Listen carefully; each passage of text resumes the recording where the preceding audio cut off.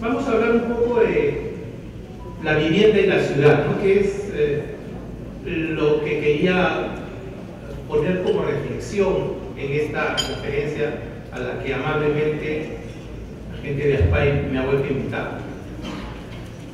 Y lo que hay que decir es que la vivienda tiene dos caras: la cara de quien la diseña y la construye y la cara de quien la utiliza.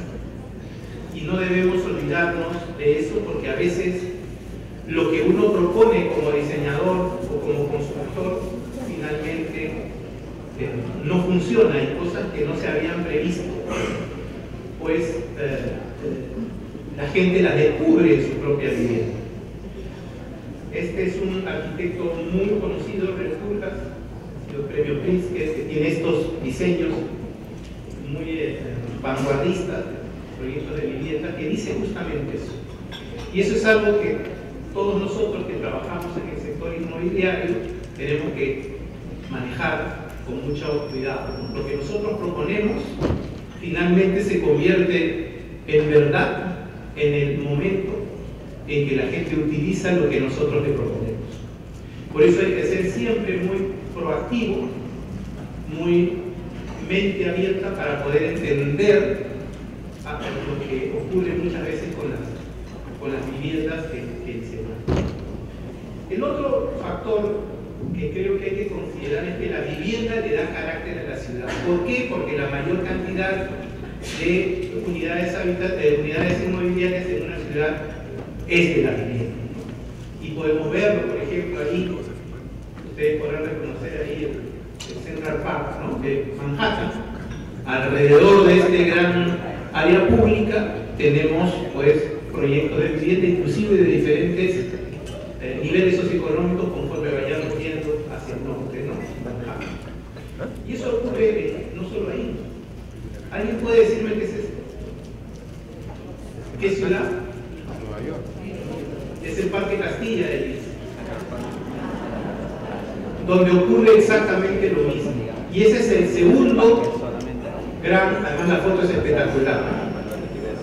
Esta es la segunda reflexión que quisiera compartir con ustedes. La vivienda, conforme vaya creciendo, como está ocurriendo ahora, va a impactar más en la ciudad. Y la forma en que diseñemos y construyamos esta vivienda le va a dar un carácter distinto a la ciudad. Entonces nosotros, como parte de este proceso de desarrollo inmobiliario, somos constructores de ciudad, y hay que entenderlo así. Las fachadas no solamente son el ingreso a la vivienda, son la cara de la ciudad. Pero en nuestra realidad no todo es como lo hemos visto anteriormente, donde podríamos haber confundido en una foto Manhattan con Lince. Porque también es una realidad que hay esta forma de generar la ciudad. Y lo he puesto ahí porque más o menos la parte formal, ustedes pueden ver ahí un proyecto en el Agustino. Un proyecto de vivienda es aproximadamente el 30% de la foto. Y ese 30% es la proporción de producción, de la producción de vivienda formal en la ciudad. El gran desafío entonces es ir reemplazando, ¿no?, el modelo que está atrás de la foto, que es el modelo de la informalidad, de la densificación tuburizada, del desorden urbano, por algo mucho más ordenado. Este proyecto lo que muestra es que es posible insertar esta nueva forma de crear ciudad donde estamos nosotros. En la otra parte no hay agentes inmobiliarios, ¿no?, que trabajen alrededor de eso. Sí es posible, ahí lo podemos ver. Lo que pasa es que necesitamos más escala, y eso no se logra solamente con herramientas de corto plazo. Necesitamos, como vamos a ver después, políticas de largo plazo. ¿Hay vivienda formal? Sí, hay vivienda formal, que más o menos en Lima es el 33% del total de viviendas que se construyeron, por ejemplo, entre 2008 y 2020, que es el cálculo que se ha hecho CAPEC. Como ustedes pueden ver ahí, hay dos zonas, Lima Top y Lima Moderna, en donde la formalidad es casi unánime, ¿no? Hay un pequeño porcentaje, como vamos a ver, que hay de informalidad. Hay un tercer sector urbano que es Lima Centro, en donde también la producción habitacional formal ha ido creciendo. Ya 2 de cada 3 viviendas que se construyeron en ese periodo en Lima Centro son formales. El gran desafío está en las otras zonas de la ciudad, que son donde vive la mayor parte de la población. Ahí la informalidad todavía campea y es el gran desafío que tenemos que cumplir. Las buenas noticias es que en el corto plazo nos está yendo bien. Fíjense, esas son las ventas en unidades en Lima Metropolitana en los últimos trimestres. CAPECO registra esta información trimestralmente. De paso, permite hacer una pequeña propaganda. Quienes estén interesados en recibir esta información pueden ir a la página web, convertirse en suscriptores nuestros. Fíjense cómo ha ido creciendo la venta de una manera constante desde el tercer trimestre del 23. Y es tan importante esta tendencia que si se mantiene en estos 2 últimos trimestres, ya estamos procesando la información del tercero, podríamos llegar a vender viviendas, se entiende, estas son viviendas nuevas, no son viviendas de segundo uso, podríamos superar este año la venta récord que se hizo en el periodo 2011-2013, donde se vendieron un poco más de 20.000 unidades habitacionales. Si nosotros hubiéramos seguido la tendencia que se vio entre el 96 y el 2013, esa tendencia, nosotros deberíamos estar produciendo 60.000 viviendas formales al año, que es el 80% de la demanda. Y eso no se ha hecho no porque no haya demanda, sino que no entendemos a esa demanda. ¿Es raro eso? No, porque no sé si les pasa a ustedes, pero yo tengo hijos millennial y sobrinos centennial y cada vez los entiendo menos. Entonces también ocurre eso cuando hablamos de la demanda de vivienda. ¿Por qué? Porque el crecimiento de la demanda está en los sectores de menores ingresos, que son los que hasta ahora, en una forma mayoritaria, recurren a la informalidad. Pero los estudios de mercado, por lo menos los que yo he logrado hacer en todo este tiempo que no me dedico a esto, demuestran que hay una tendencia creciente en estos sectores a apostar por la formalidad. Esto tiene que ver también con otros productos inmobiliarios que se han ido insertando en las zonas de Lima y de otras ciudades del Perú, en donde viven las personas de menores ingresos. Típicamente lo que ha ocurrido con los centros comerciales. Recuerdo que en los años 90, principios de los 90, me encargaron de hacer un estudio justamente sobre el potencial de centros comerciales en áreas de expansión. Y alguien me dijo, de quien me había contratado, que ellos no confiaban mucho en las cifras que yo les presentaba de potencial, porque en esa zona la gente está acostumbrada a comprar en mercadillos de segunda mano la ropa, etc. Cuando el prejuicio, ¿no? o las ideas preconcebidas presiden las decisiones, generalmente nos equivocamos. Hay una tendencia creciente, una voluntad creciente de valorar la formalidad, las cosas bien construidas. Y esta podría ser una extraordinaria noticia, que en medio de todos los problemas que tiene nuestro país podamos lograr un nivel de ventas récord histórico. Nunca habíamos vendido esa cantidad. De hecho, si analizamos julio del 2024 y junio del 2025, es decir, el último periodo anual, ya estamos por encima de lo que se dio en 2011 al 2013. Esto ha sido parejo, tanto en el rango de vivienda social como de no social, y eso también es una buena noticia. Lo que no funciona en Lima es techo propio, eso es un tema de otra condición. Aquí no sé si ustedes están familiarizados, me imagino, con los problemas que ha habido con el rango 5 de mi vivienda, ¿no? Es decir, con estas viviendas por encima de 360.000 soles hasta 480 y tantos mil, que mucha gente, inclusive en el Ministerio de Vivienda, considera que no es vivienda social, ¿no? Dice que no es vivienda social porque una persona que puede comprarse una casa de 400.000 soles, pues no es alguien que merezca el apoyo del Estado. Bueno, ustedes deben saber ahora cuánto cuesta una vivienda de segundo uso en San Felipe, que es el caso emblemático de vivienda social. Y aunque estas viviendas tienen 60 años de construidas, los precios superan los $100.000. Y entonces, ¿de qué estamos hablando? Estamos hablando de una realidad que nos genera un problema. Afortunadamente las ventas han crecido, salvo en Lima Norte y en el Callao, en todos los sectores urbanos y con tasas importantes si las comparamos segundo trimestre del 25 con segundo trimestre del 24. Por si acaso le vamos a repartir esta presentación, no se preocupen en tomar fotos.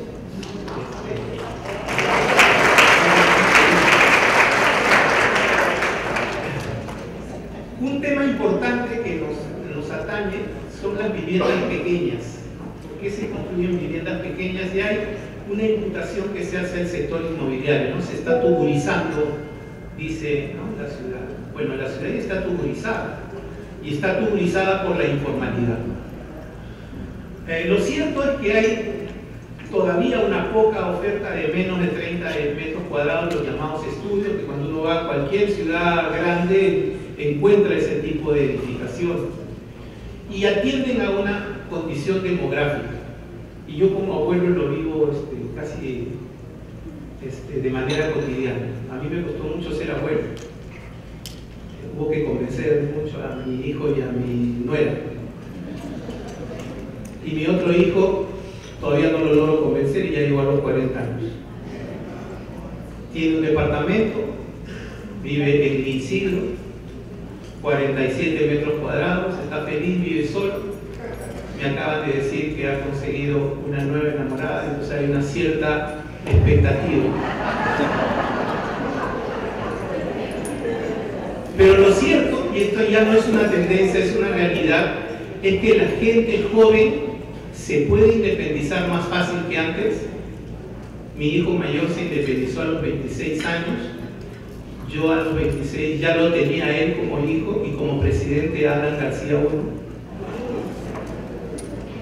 Entonces ellos tienen una vida distinta, una percepción distinta. No quiere tener más metros cuadrados de los que necesita para dormir y ver televisión eventualmente. Cuando necesita trabajar se va al área de coworking de los edificios, porque sí exigen muchísimo equipamiento. Han sacado metros cuadrados de su casa y los han trasladado a las áreas comunes. Y además, la inseguridad que vivimos ha hecho que muchas de las actividades que antes se hacían afuera ahora se hacen dentro de los edificios. Y entonces, si ustedes suman los metros cuadrados de área común y los aplican de manera digamos prorrateada al área, termina siendo viviendas más grandes, ¿no? Ya hay también tendencias como por ejemplo el procurar que los áreas de lavado sean comunes, porque estas personas no necesitan. Quieren vivir su vida. Las mujeres han entendido que tienen un proyecto propio paralelo al de la familia, cosa que en nuestra generación no ocurría. Yo creo que es un avance, pero hay siempre posiciones diversas respecto a eso, pero esa es la realidad, ¿no? Y eso explica, ¿no? Y va a seguir creciendo siempre que las autoridades lo entiendan, ¿no? Porque ahí también viene otra discusión. Ya tenemos proyectos de vivienda de más de 30 pisos, aunque no son una gran mayoría todavía, pero eso va a crecer de todas maneras y no es malo. Hay que entender eso. Si se construye bien, la altura de un edificio es directamente proporcional al bolsillo del inversionista, no hay ninguna otra razón. Los precios promedios siguen subiendo, aunque es disperso en función del sector urbano, pero crecen pues, menos que la inflación, y eso refleja que hay una estabilidad.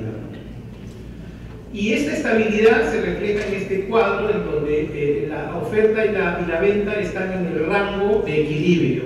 Pero como pueden darse cuenta, si sigue creciendo la venta y la oferta no crece al mismo nivel, dentro de poco podemos tener un espacio de escasez de oferta. Y eso no es bueno, ¿no? Porque cuando hay escasez de oferta, los precios tienden a subir, pero además eso retroalimenta un proceso de prudencia que además podría verse alentado por la situación política que vivimos, ¿no? Eso hace que las decisiones de inversión puedan de alguna manera retrasarse, ¿no? Una señal de que hay esta relativa, vamos a decir, reducción de la oferta o ralentización de la oferta es que en el segundo trimestre del año 2024 se incorporaron 119 proyectos y en el segundo trimestre de 2025 solo 71. Hay que ver cómo está en el tercer trimestre porque esto muchas veces tiene una oscilación. Si hay un alcalde que decide parar la licencia, te puede bajar 10 proyectos, ¿no? Y eso pues tiene también su problema. Ese es un dato de la realidad que tenemos que analizar. Pero estamos en nivel récord, con precios estables, tasas de interés en niveles bastante competitivos, un segmento de vivienda no social que cayó mucho en la época del señor Castillo, y me resisto a llamarlo presidente, porque hizo dar un golpe de Estado, y un golpista no puede ser llamado así. Y el tema techo propio es un drama para Lima, eso requiere de una estrategia mucho más ambiciosa. Hay que ser muy proactivo y sobre todo hay que entender que la vivienda de apoyo del Estado, la vivienda social, debe llegar cuando menos al 80% de la población. Antes era el 70%, pero resulta que la informalidad ha crecido. Y tenemos los jóvenes sobre todo, que además muchas veces no aceptan trabajar en planilla porque no quieren, ¿eh? Eso también es un cambio sustantivo. No, yo quiero trabajar independiente, no quiero atarme, pero yo le digo a mis dos hijos, ¿y cuánto estás ahorrando para tu vejez? No piensan en la vejez, ¿no? Es también un carácter. Por eso es que al año 7 de que están viviendo en un departamento ya están pensando en otro, ¿no? Es lo que le pasa a mi hijo, digo, ya quiero mudarme. Por supuesto, mi mujer, que es una persona conservadora, segura, para ella ha vivido hablando uno, cuidado. Nosotros somos la generación S de sobrevivientes, ¿no? Entonces le dice, pero si te estás pagando el crédito hipotecario, te vas a ir a otra vivienda, ¿pero por qué? Porque ya me aburrí. Bueno, nosotros vivimos aburridos en el mismo departamento hace 25 años. ¿Es bueno? ¿Es malo eso? No lo sabemos, el tiempo lo dirá. Lo que está claro es que es diferente y nosotros tenemos que medir esos cambios. Pero por lo pronto el mercado es grande, pero es un mercado, como pueden ver ahí, que en el segmento A está dirigido al 2% de la población, de los hogares en Lima. Y es ahí además en donde la demografía se está volviendo europea, ¿no es cierto? En Europa las tasas de natalidad son negativas y por eso es que va a haber migración mientras no se revierta esa tasa, si es que es posible. Y acá ocurre lo mismo. Entonces necesitamos de la vivienda social y el rango 5 es el rango más dinámico. En Lima es el 25% del total de las ventas y es ahí donde hay que enfocarse. Y como vamos a ver, hay muchos proyectos mixtos, ustedes lo saben, proyectos en donde hay vivienda en el rango 5 de vivienda y vivienda no social, ¿no? Vivienda de mayor valor. Y funciona para el negocio inmobiliario, Si no hubiera esa oferta de incorporar vivienda social en estos proyectos mixtos, esos proyectos no serían viables. Entonces hay un tema ahí estratégico que no se está viendo. Bueno, de las limitaciones ya hemos hablado bastante siempre. En Capeco falta suelo, las inversiones en saneamiento tienen que apoyar también los proyectos formales, no todo puede ser seguir a la invasión. Los trámites en el Perú son muy engorrosos para todo y hay mucha inseguridad jurídica y física en los proyectos de vivienda, ¿no? En la construcción en general. Hay poca innovación y ahí tenemos una tarea pendiente con el CENSICO, porque esa es la entidad que debe investigar y tiene plata para investigar. Y por supuesto necesitamos más recursos, ¿no? Más recursos. Deberíamos triplicar la producción de vivienda en el Perú. Pasar de 60.000 a 200.000 viviendas formales no es una quimera, debería ser una obligación.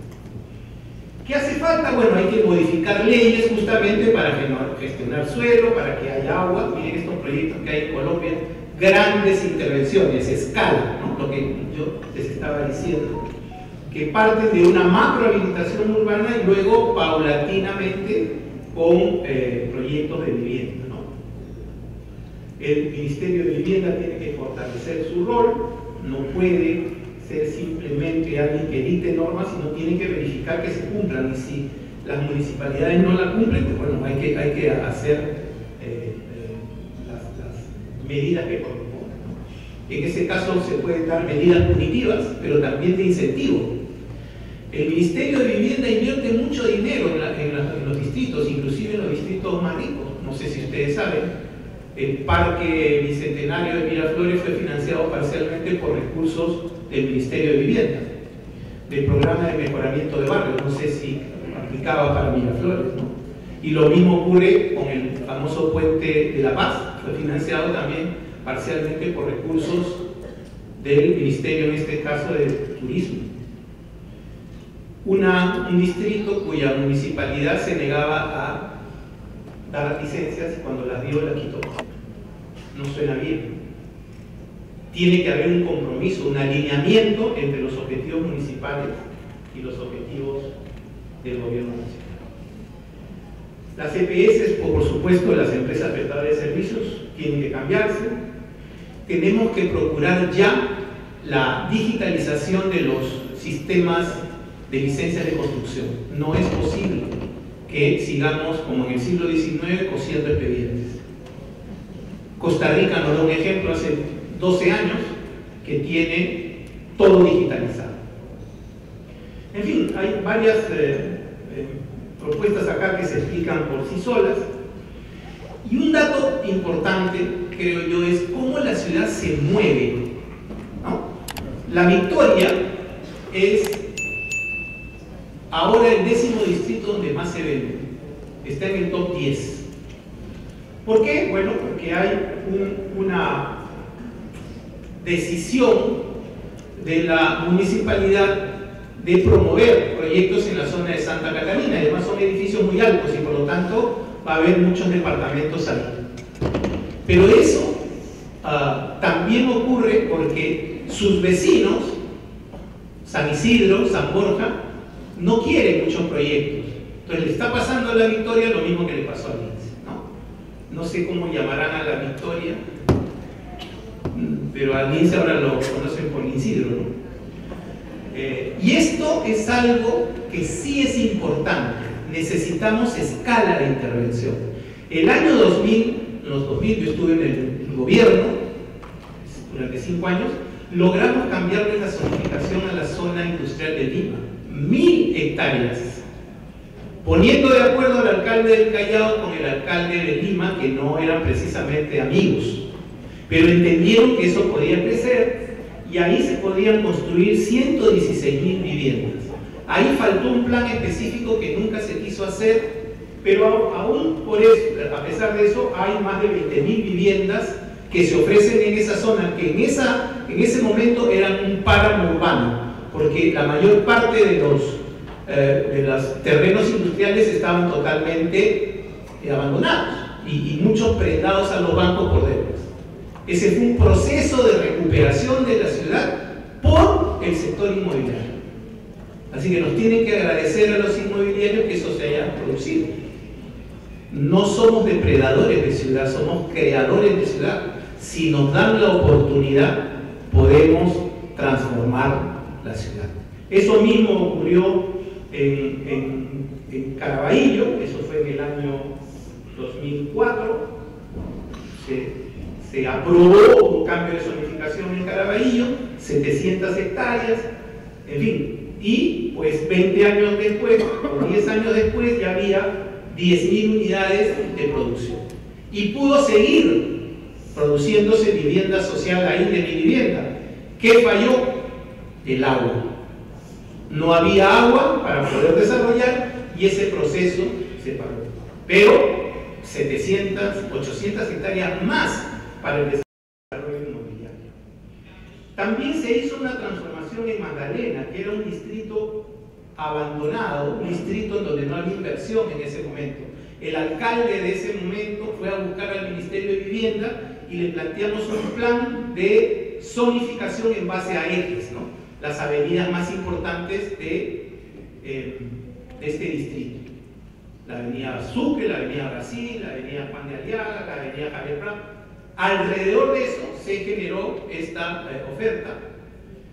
Ellos también hicieron inversiones urbanas de mejoramiento en las zonas en donde se quería densificar y luego establecieron un mecanismo de facilitación con el Colegio de Arquitectos, pusieron 2 comisiones técnicas mucho más proactivas, un director de desarrollo urbano, y Magdalena estuvo durante mucho tiempo en el top 5 de los distritos con mayor producción de vivienda urbana. Ahora ya no lo está porque ya no le quedan tantos espacios. Uno ve Juan de Aliaga y ya casi no hay cómo construir. Eso es bueno.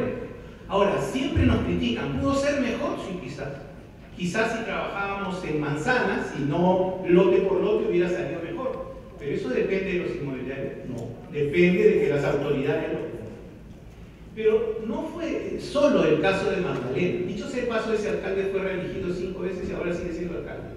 Con lo cual se rompe el mito ese de que los vecinos no quieren a los alcaldes que densifican. Sí, bueno, es un tema que se puede analizar. Lo mismo pasó en Surquillo. Surquillo en 2003 era Chicago chico. No había quien fuera ahí salvo para el turismo de aventura peligrosa. Yo de joven fui a un bar que se llamaba el Tobara, no sé si alguno lo ha conocido. Era entrar al Far West, ¿no? O sea, era un tema complejo. Igual, un alcalde entendió que esto podía cambiar, se logró cambiar la zonificación a la pequeña zona industrial que estaba en Domingo Orue, ahí se produjeron 1000 viviendas, y el alcalde se dio cuenta, bueno, nosotros de alguna manera le dijimos, que lo mejor que tenía Surquillo eran sus vecinos. Los distritos más ricos bordeaban, ¿no es cierto? Entonces su desarrollo fue perimetral. Por eso salió el barrio médico, Bernales, la avenida principal, ¿no? Que limitan con los demás. Hoy Lince está en el top 10. Pero es bien interesante lo que ha pasado en Lince, ¿no? Perdón, en Surquillo. Es que Lince es parecido, y hasta más bonito todavía, por el parque, ¿no? Surquillo no tiene un parque. Y no tiene un parque porque no hay las normas y la voluntad política para hacerlo, porque se puede hacer un parque en el medio de la ciudad.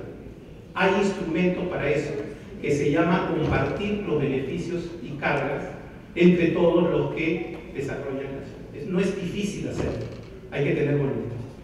Pero lo que ha pasado en Surquillo es un tema interesantísimo. La zona central de Surquillo era más difícil de densificarla porque los lotes eran muy pequeños. Y entonces, ¿en qué se ha convertido Surquillo? Eso también me lo han introducido mis hijos millennials, ¿no? En un nuevo lugar para comer.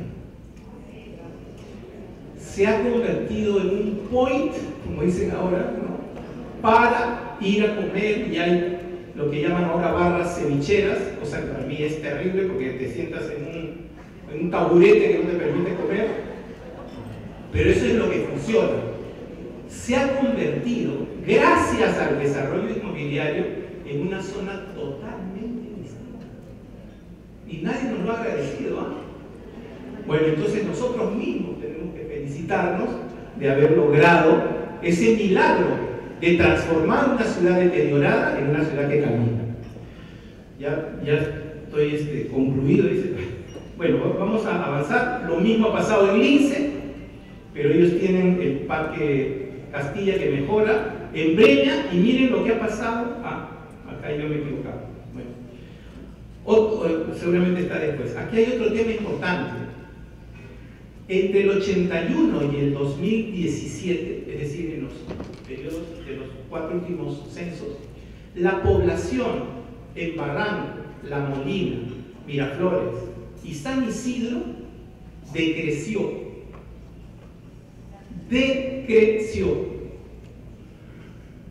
¿Por qué decreció? Bueno, ya no tenemos tiempo de analizarlo. Estoy escribiendo un artículo sobre eso, lo vamos a compartir. ¿Dónde creció? Creció en San Borja. ¿Por qué creció en San Borja entre el 81 y el 2017? Por las torres de San Borja y las torres de Limatambo. ¿Alguien puede decir que las torres de San Borja o de Limatambo perjudican el desarrollo de San Borja? Absolutamente. Eso los alcaldes no están viendo a su ciudad, ¿no? Y están perjudicando. Y también creció en Surco, porque Surco fue desde el año 2002 la zona en donde había más vivienda social, y ustedes lo saben perfectamente. Pero ese mismo despoblamiento pasaba en Jesús María, en Lince, en Magdalena creció, porque ya les expliqué qué pasó, en Pueblo Libre y en Surquí. La población entre el 81 y el 2017 creció, no lo digo yo, lo dice el INEI. En una conversación con el alcalde de Miraflores, que es mi amigo, a pesar de que no estamos de acuerdo, me dijo: ¿de dónde sacó esa cifra? De tu página web.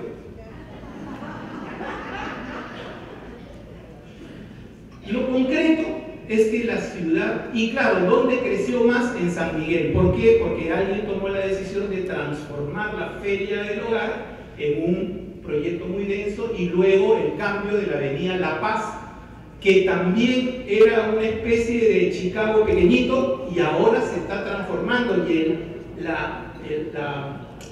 la mirada de San Miguel al mar es espectacular. O sea, ¿quién hizo eso? El sector inmobiliario, con políticas de vivienda que funcionen. Entonces necesitamos escalas, ¿no? Necesitamos escalas, y esto es lo que yo quería mencionar: el cercado de Lima.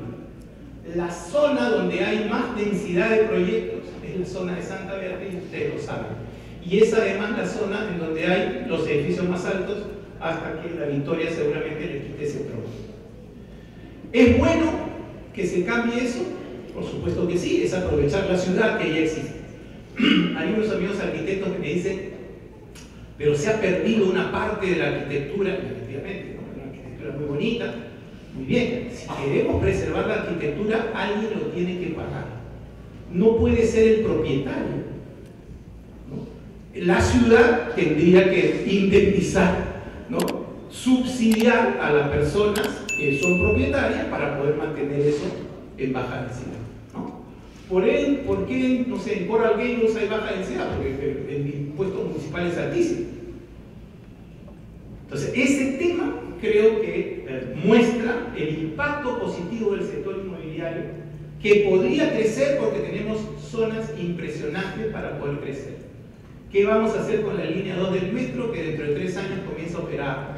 ¿Qué vamos a hacer alrededor? Ahí hay 3.500 hectáreas que pueden aprovecharse perfectamente. Hay que avisarle a nuestro alcalde Reyardo que se ponga a pensar en eso. Es importante. Luego viene la línea 3 y 4, que ya están en proceso de inversión y tienen 8.000 hectáreas entre las dos. Pero viene también algo que ya está en proceso, que es el anillo periférico vial. Eso ya se concedió. Se supone que ahí va a dirigirse el tránsito pesado hacia el puerto y el aeropuerto. Y entonces, ¿qué equipamientos industriales, logísticos se van a hacer alrededor de ese eje? Porque si no, no va a funcionar esto debe cumplir. Hay el tren de cercanías, ya está en proceso, y con el puerto de Chancay, si no lo hacemos nosotros, lo van a hacer los chinos. Y también tenemos el Parque Industrial de Ancón, que se va a conceder el próximo año. Lamentablemente no tiene un componente de vivienda claro ahí, y eso es un error.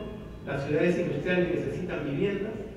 La nueva carretera central va a generar un espacio importante de desarrollo, porque va a ir por otro lado, va a ir por la parte de Junín, de Pachacama, y entonces se genera ese espacio territorial para poder desarrollar también la ciudad, y además ese va a ser un proyecto futurista, ¿no?, con este tipo de soluciones. Y luego tenemos la carretera longitudinal de la sierra, que se acaba de concesionar. Así que la sierra se va a conectar desde Cajamarca hasta Puno de la misma manera que la carretera panamericana une a Tumbes con Tacna. Y eso sumado a la marginal de la selva, más las tres interoceánicas, están generando un cuadrilátero de desarrollo sobre el cual hay muchas ciudades que deberían tener un importante nivel de desarrollo. Y se van a crear ciudades en el Perú. Por lo pronto, la nueva ciudad de Majes es algo que está ya en proceso. Y bueno, y si se construye el tren bioceánico, que también es un proyecto de los chinos con los brasileños, eso va a contribuir a descentralizar a la población de mejor manera y por lo tanto demandas habitacionales.